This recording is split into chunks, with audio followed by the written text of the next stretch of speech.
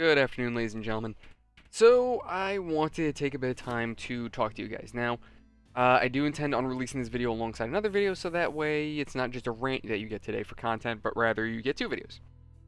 Now, I guess I might as well start with this. I've been thinking about doing a little holiday thing for you guys. I'm thinking maybe December 25th, or, when nobody's busy, maybe like the 26th. I'll figure it out. On a day when nobody's losing their minds. I'll do like a giveaway for Steam keys on Twitter. So go ahead and add me there. Oh, not add me, but follow me on Twitter. I might do a thing where throughout the day, I'll randomly drop Steam keys for free. Whether or not I actually say what those keys are, I'm still thinking about that. I probably will, though. But anyway, I wanted to tell you guys a little bit of an update on my end. So, things are going to get kind of weird for me. I'm not in a bad situation or anything like that, but unfortunately not in a good situation. That job I've mentioned a few times, the job that I never name.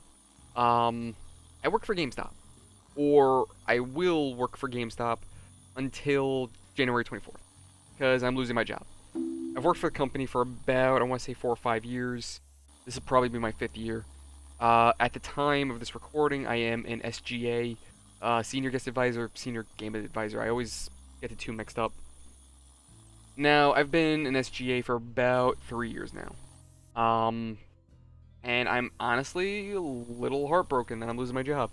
They're closing my store specifically. My store and then 2 other stores are taken out. Mostly because COVID hit New York very hard. And because of this, we're losing our jobs. Where I live, there's a mall that nobody really wants to go to. So if corporate were to have closed the mall store instead of our stores, our 3 stores could have stayed open because the way the numbers balance. Long story short, we could have kept our jobs, but, of course, as typical corporate, they look at numbers.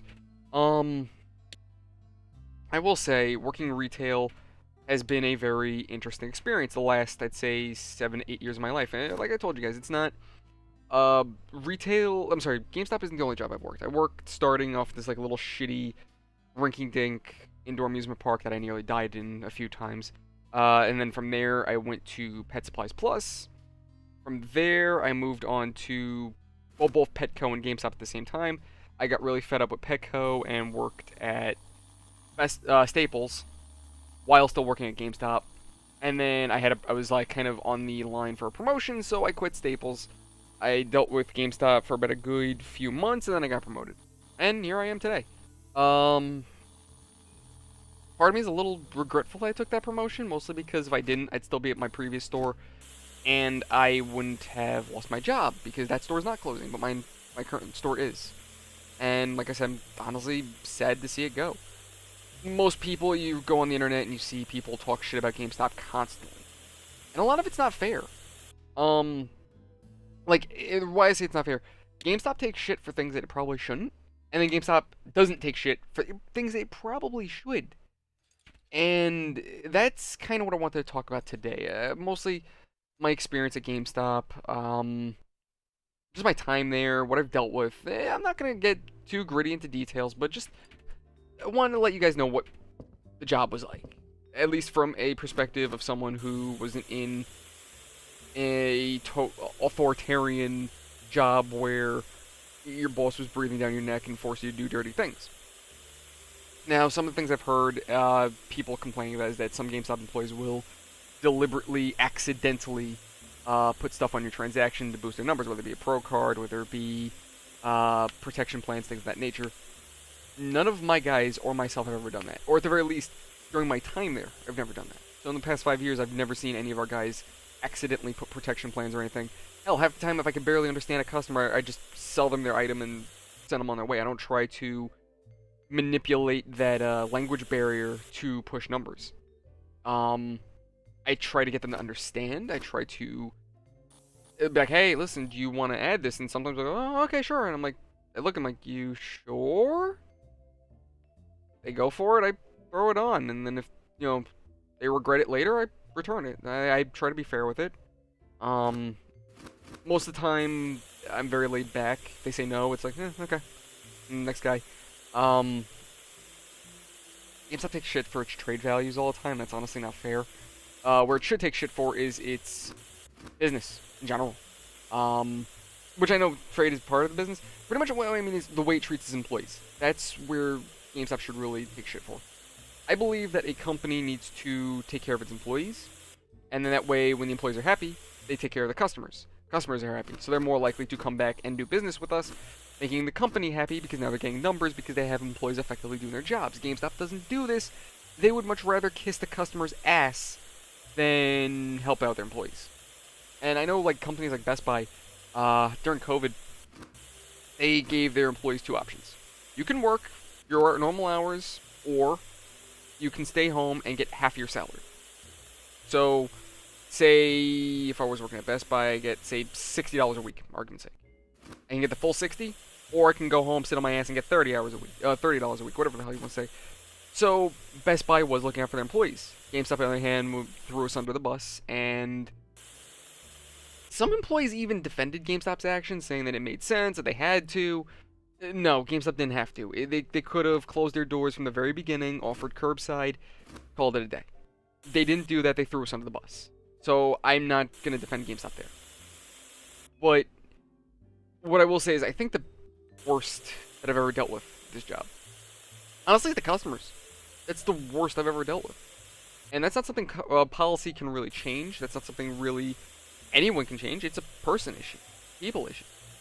I had a woman, I want to say my second year of working there, tell her 4-year-old to urinate on my store's window and then specifically yell at me to look at her child, because I refused to take her trade, because here in New York State, we're not allowed to do a trade, or you're not allowed to sell your console to us, or anything for that matter, if you don't have ID. She blamed me for it, and then told her son to piss on her store's window. That was fun. By the way, for those of you that are wondering, yeah, her pupils were the size of olives.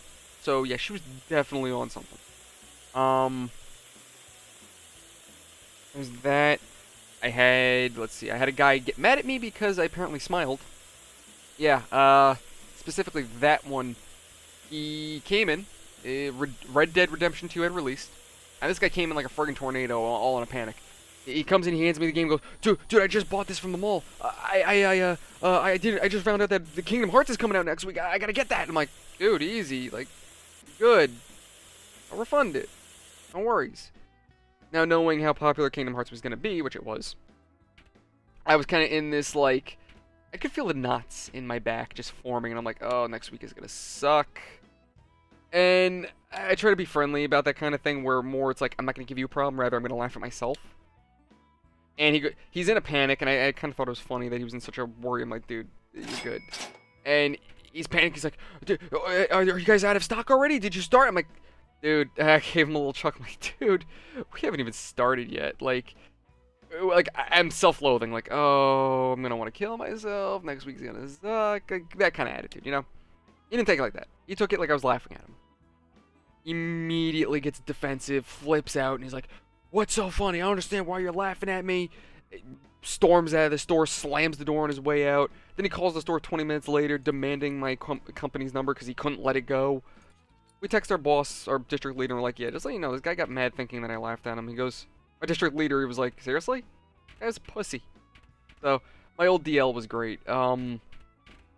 It's because of him that part of him is the reason why I operate the way I do, where it's, if you say no, it's no, and no big deal, with numbers, at least.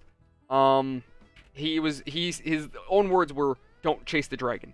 Literally just, don't fight people for numbers, don't look for numbers, don't pay attention to numbers, they'll come to you. It'll happen when you're calm and collect.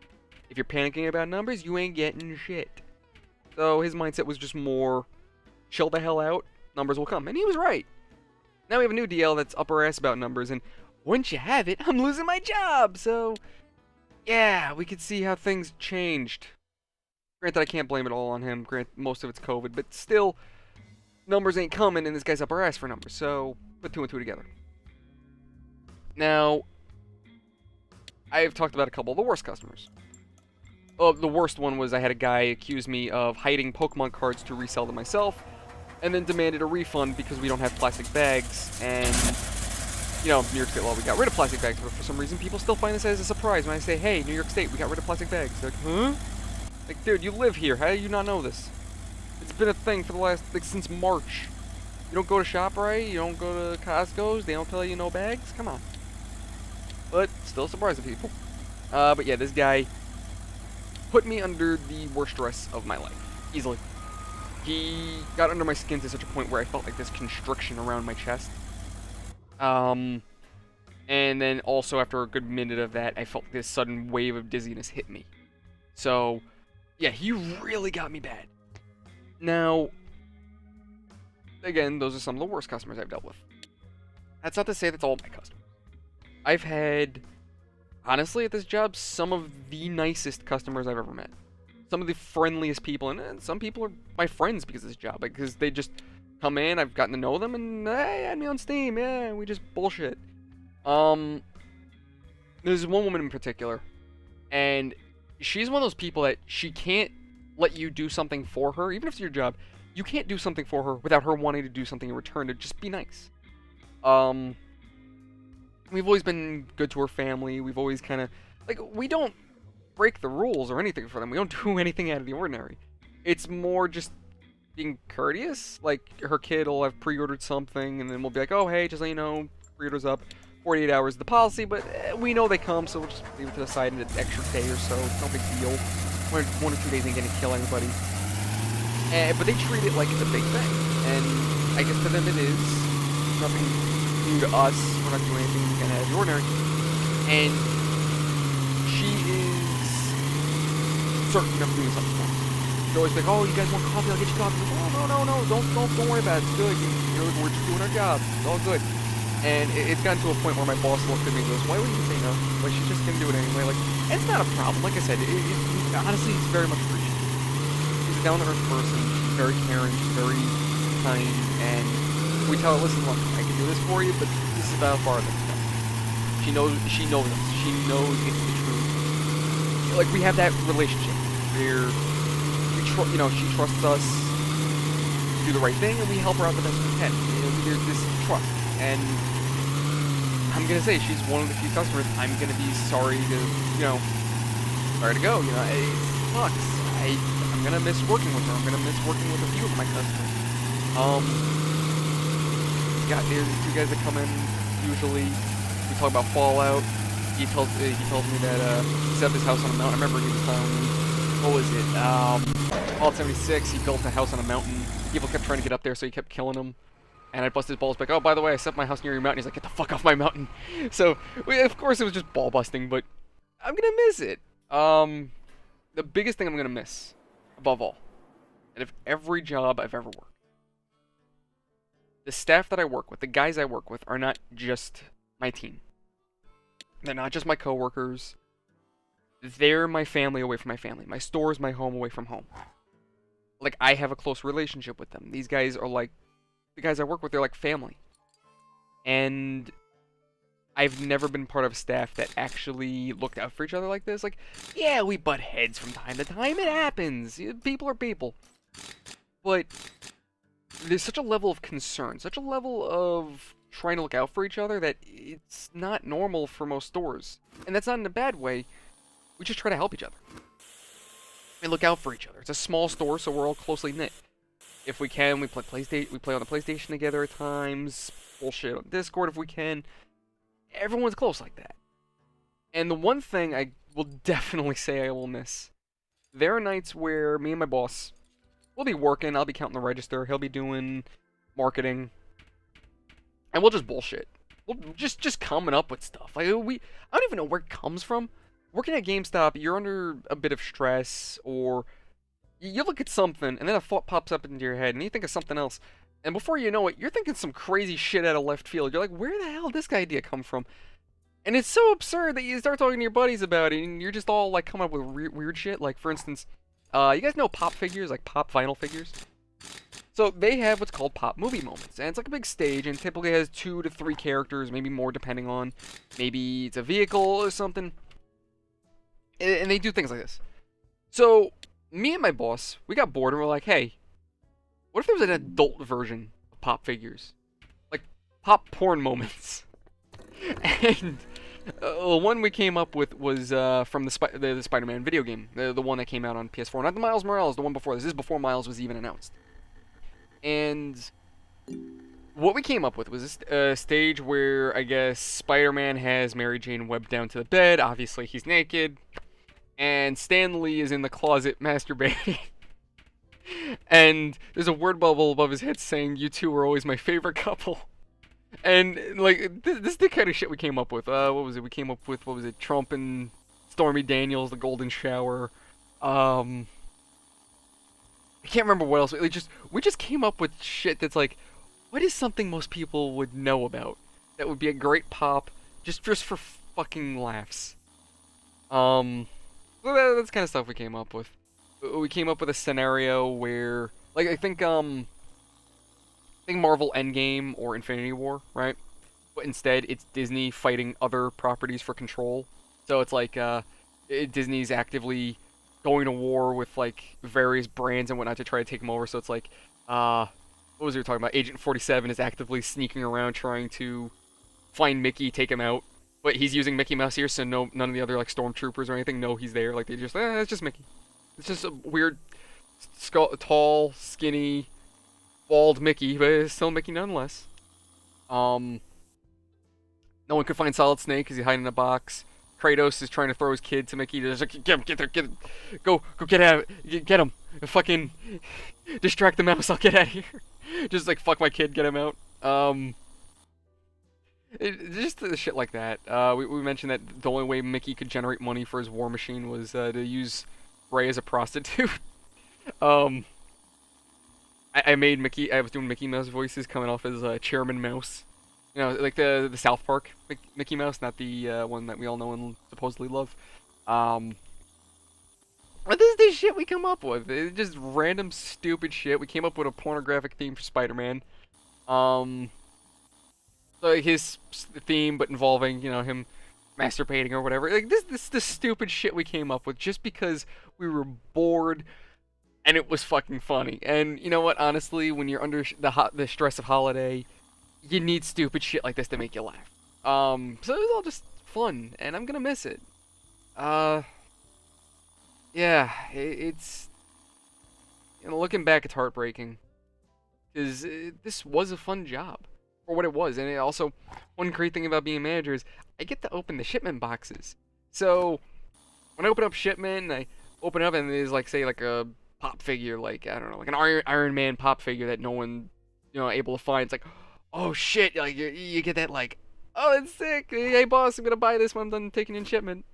Or you just get to see all the cool shit that comes in.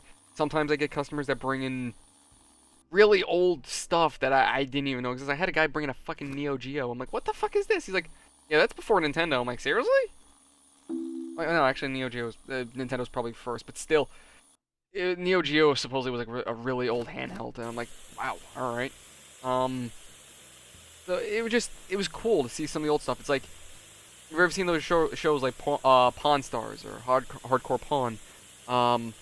Some people bring in like old like World War II relics and things like that, and you're like, oh, it looks cool. But then you're actually working a job like this, and someone like me who's a game nerd, you see pretty much a relic of gaming, and you're like, oh my god, this is fucking awesome.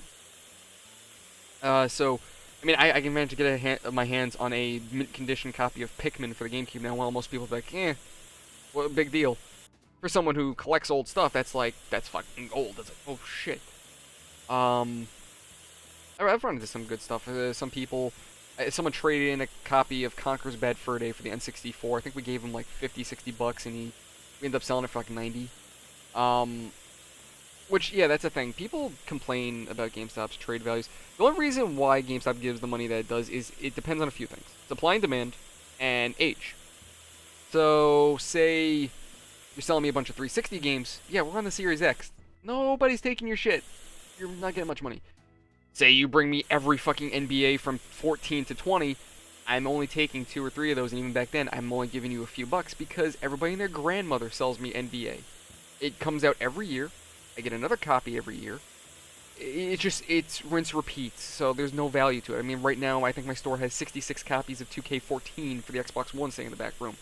That's money literally lost. The company, it's just, the company is sitting on money that we can't make. Now, what GameStop does do with its trades, The one thing that people forget is profit margin. You know, how much does GameStop actually make? And it all starts with our new stuff. If you were to sell, say you were to buy a new copy of Call of Duty from us for $60, GameStop's profit margin is only $5 on every $60 game we sell. So if you buy a $60 game from us, our store only makes $5 per copy. For the PS5 and the Series X, those are $500 consoles. GameStop pays Sony. Well, let me see. So Sony pays $450 to build the console. They sell to GameStop for $475. GameStop goes ahead and sells that for $500, making a $25 profit.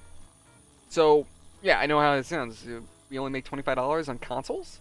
Well, it depends, of course, on the price. A $500 console, we make $25, so do the math, it goes down from there. But essentially, that's why GameStop does the way it does with its trades. And that's, again, to compensate for loss. Now, again, let's go back to that copy of Call of Duty. You bought it for us for $60, we only made $5. We're at a $5 increase right now. Not much. You sell a game back to us, we give, say, I'm going to be fair, $30. We're at a $25 loss now. Now we go ahead and flip it, or say, I'm going to push and say $50. We made about $25 off it. So in the end of its life, we made about $25 back. So again, that's just to kind of make a point. People talk shit about GameStop all the time, saying how GameStop steals your money, that you don't, that you get far less, that maybe for a stack of games you'll get $25. First of all, that depends on what games you're selling, again, supply and demand, and also what that game's going for at the moment. So, there you go. Pokemon Diamond and Pearl, like the old Pokemon DS games, you're probably looking at a good 20 to 40, let's say 20, $30 back on those. Talking old N64 games at the time when we were still taking them. Depending on the game, you were looking few bucks upwards to maybe 60, again, depending on the game. But again, it's supply and demand. It's, who's taking it in, how much, shit like that, basically. Like, are people looking for this game, basically? That's the rule of thumb. If nobody's looking for this game, you're not making money off it. It's, like, that's pretty much how just GameStop runs. So that's why when people come in, they're like, oh, I got all these games. Yeah, dude, you're bringing me all sports games. That's why you're not making anything, because we have a shit ton in our store as is. You don't know how many times I've had to literally, make stacks of games and put them in my back room just because it's all sports. Just because nobody buys them. Because nobody wants the previous year. GameStop has recently smartened up and started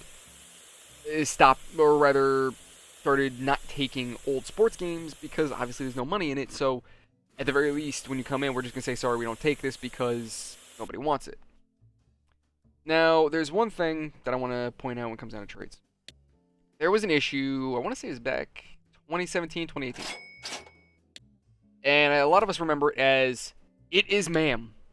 Any of you that go on YouTube and type in, it is ma'am, you'll know exactly what I'm talking about. You'll find it all over. What that situation was, it was a woman went into GameStop, and she was of LGBT, went in, and all you see in the recording is that she's flipping out, just losing it on the employee for accidentally calling her sir a couple times. Now, part of me is certain that the employee might have been busting balls just because they were getting aggressive, so instead of stressing out, they're like, you know what, no, I'm going to let you stress out. Fuck you, you're coming into my store, I'm going to bust your chops now. Was it a professional? No, but I can understand why. Now, the way headlines were talking about this was that this individual was offered like $17, $20 for their console. It was a PS4 at the time. This was about talking 2-3 years ago. I think the Pro had just come out a year prior. So people were losing their minds. All this bullshit. How does GameStop only offer $17 for a PS4? Well, that's actually a very easy question to answer if people were to look into it, but of course nobody does, and of course GameStop doesn't try to defend itself. The reason why this individual was offered so little was for a number of reasons. Now, I wasn't there, but if you do the math, you can see exactly why they were offered it. GameStop charges about a $50 reduction if your system is physically defective. If it's cracked, if the hard drive is damaged, if there's anything that GameStop has to physically repair, we will charge a $50 reduction to get it repaired.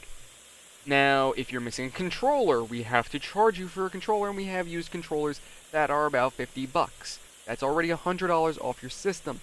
If at the time I think we were offering 150, 200. I don't remember exactly how much we were offering, but long story short, $50 for a defect, $50 for another controller, and if she was missing all three cables, which would be USB, HDMI, and power, that was probably about $10 a piece, so that's $30. So you're looking at $130 off the system already. That is exactly how the customer lost so much money on the console, because they brought us a defective piece of shit that had nothing with it. The way you guys need to understand why GameStop is the way it is with this situation, play it like this. Listen, I'm going to sell you a car right now.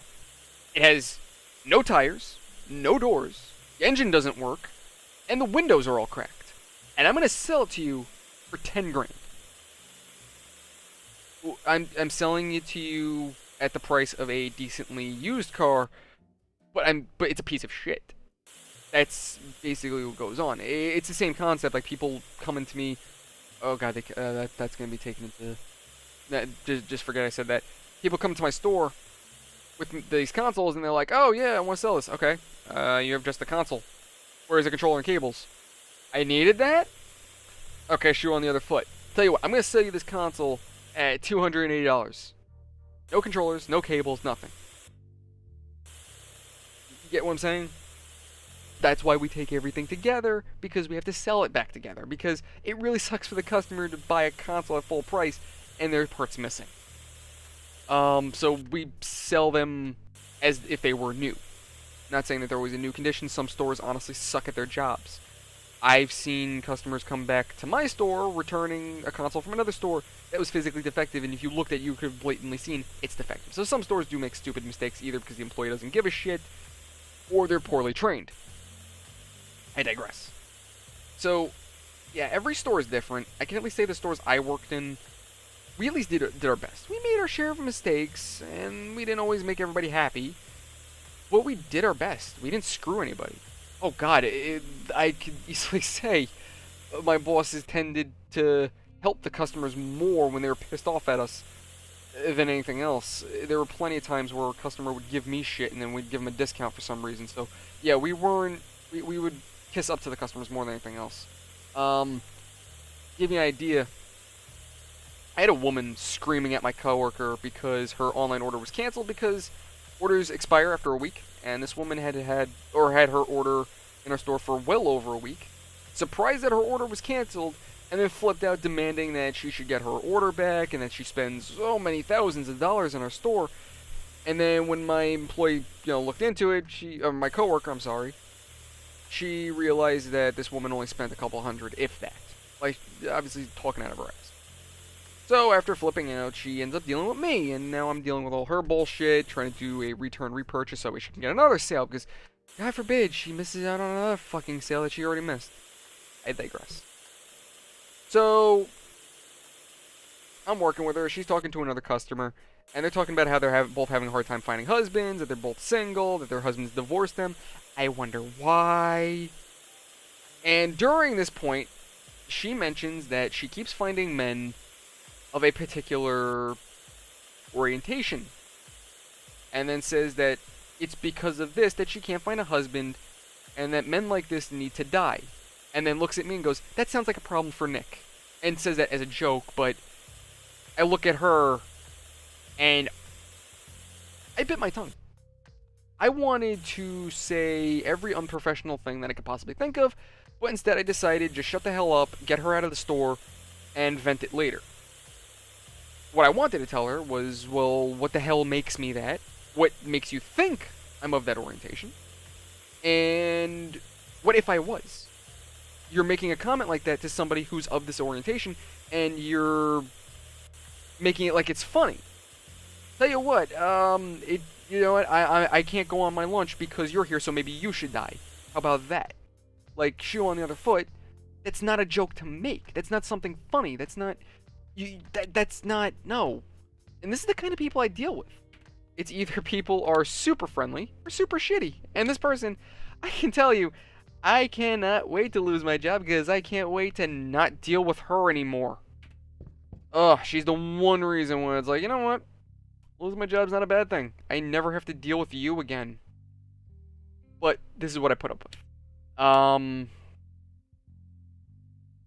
you know, like I said, other than Psycho Looney Tunes, like the woman that told her kid to pee on my window, or this wacko, um, I've had some really good customers.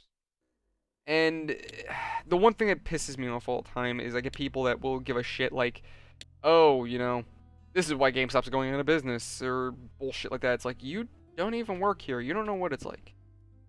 Now, I know I'm rambling on and I'm jumping around between good and bad customers. What I'm trying to get at is GameStop's not an awful job. It's not an awful place. It's not a bad job. And I will say this, out of every job I've ever worked, this job I will never run out of stories to tell. This is a job that I could sit here probably for a good couple of hours just reminiscing the old days. The good, the bad, the crazy. Just for shits and giggles, quick story. I came into work one day, and there was 36 cases of Red Bull just sitting in my store, and I go up to my boss, I'm like, what's up with all the Red Bull?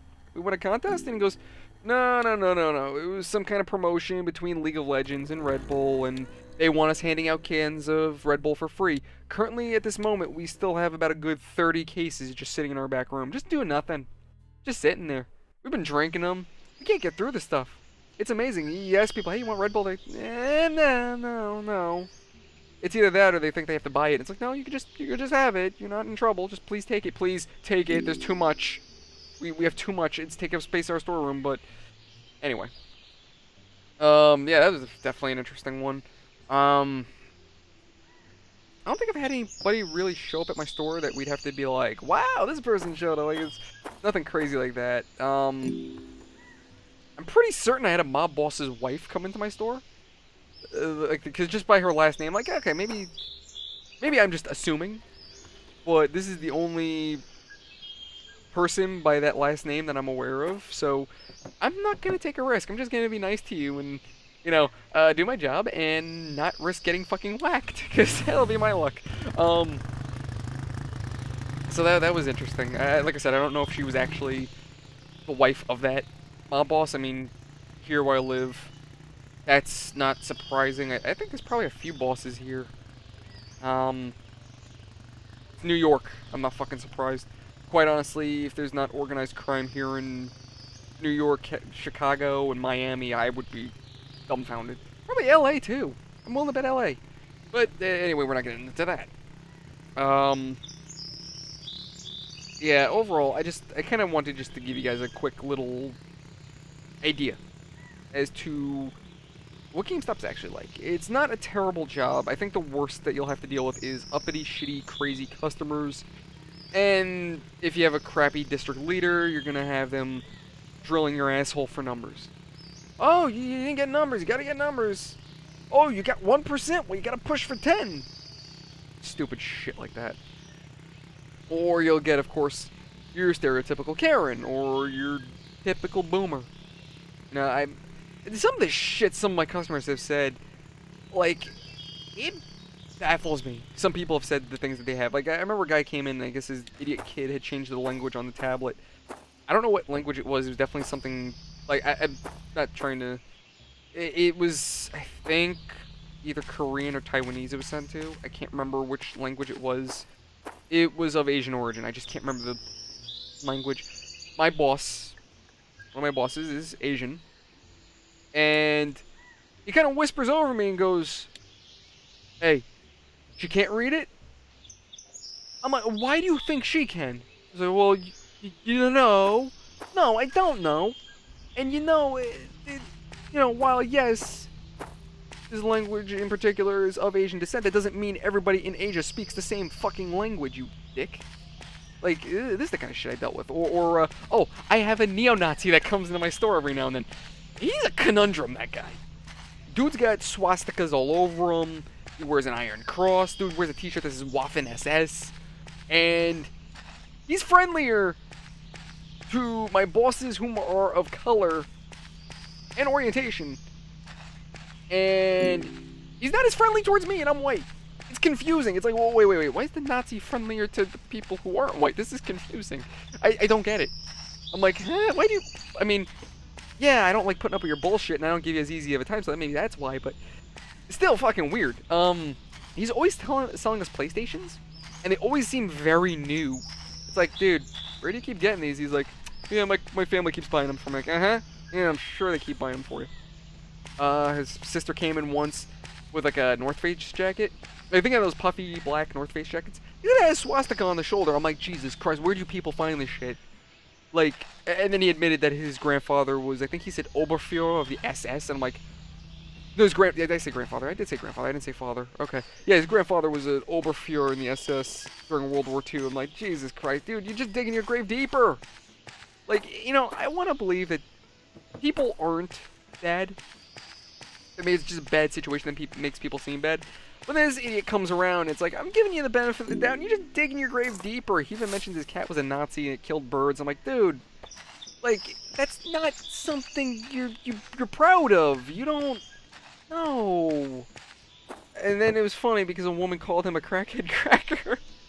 Oh, that was funny. He was dumbfounded why. It's like, I wonder why someone would call you that. It has nothing to do with all the swastikas and Nazi memorabilia that's hanging all over your body. No, can't be that. But yeah, this is a day in GameStop.